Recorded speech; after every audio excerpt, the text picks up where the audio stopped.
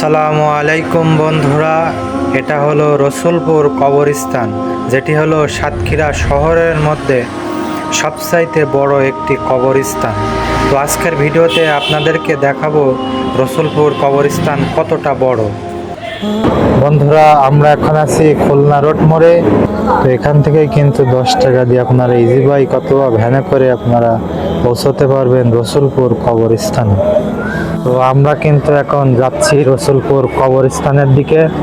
এটা হলো যাওয়ার পথ। তো সামনে দেখতে পাচ্ছেন বিলিস হসপিটাল।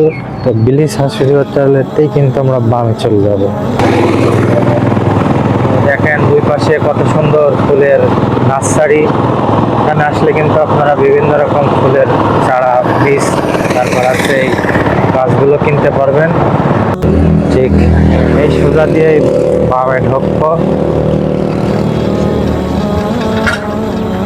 দেখতে পাচ্ছেন আমরা ঢুকে গেছি। এই রাস্তা দিয়ে সোজা চলে যাবো আমরা সামনে।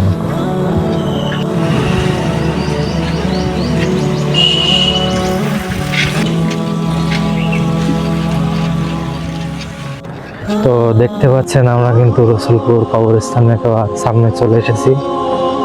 এটাই হচ্ছে রসুলপুর কবরস্থান।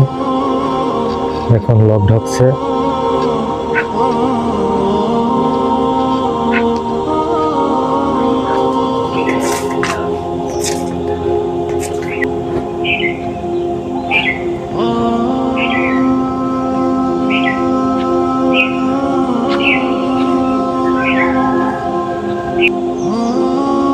পাশ দিয়ে কিন্তু কবরস্থানের পাশ দিয়ে চলে গেছে প্রাণ সায়ের খাল।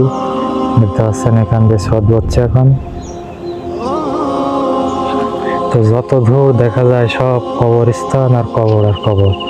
তো এই পাশটায় কিন্তু হলো যারা গলায় দড়ি দেয় বা বিষ খায় সেই রোগীদের জন্য কিন্তু এই পিছনের একেবারে খালের দিকেরই জায়গা, যারা আর কি অঘটনে মরণ বলা হয়, সুইসাইড করে যারা, তাদের জন্য কিন্তু একেবারে লাস্টে কবরস্থানে একেবারে লাস্টে কিন্তু তাদের জায়গা।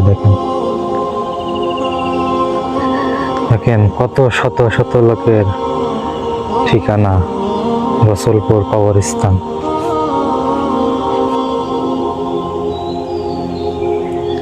শীতের মধ্যে কিন্তু দেখতে পাচ্ছেন, ওই ধরে দেখতে পাচ্ছেন মর্গ, কিন্তু লাশ কাটা ঘর যেটা বলা হয়।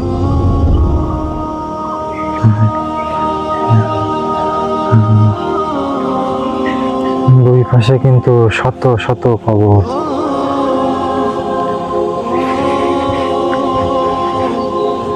রসুলপুর কবরস্থান এটা হলো সাতক্ষীরা শহরের মধ্যে সবচাইতে বড় একটি কবরস্থান। দেখতে পাচ্ছেন দুই পাশে কিন্তু শত শত মানুষ শুয়ে আছে চির নিদ্রায়।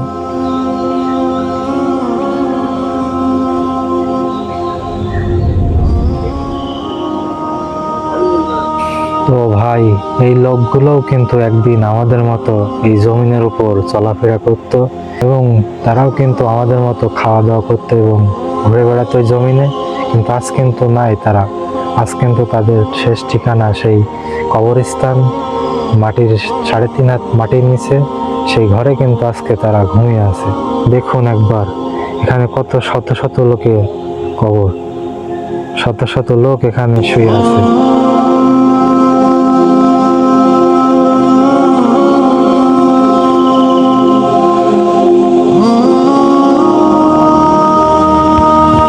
এখানে কিন্তু খাটিয়াটা সবসময় রেডি আছে নতুন কোন লোকের জন্য।